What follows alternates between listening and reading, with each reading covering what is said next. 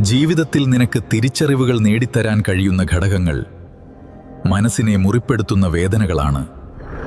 ആ വേദനകൾ സമ്മാനിച്ചവരിലൂടെയാണ് സ്നേഹിക്കേണ്ടതും അകലം പാലിക്കേണ്ടതുമായ വ്യക്തികളെ തിരിച്ചറിയാനുള്ള പാഠങ്ങൾ പഠിക്കുന്നത്.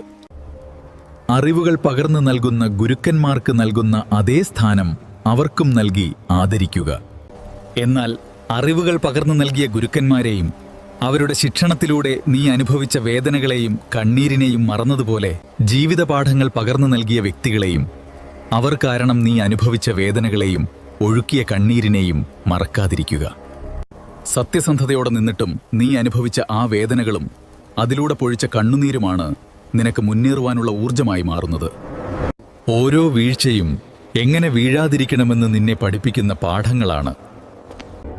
ആ വീഴ്ചകളിലൊക്കെയും ശക്തി പകർന്ന് മുന്നോട്ട് നയിക്കാൻ പരമാത്മാവായ ഞാൻ നിനക്കൊപ്പം തന്നെ ഉണ്ടാകും.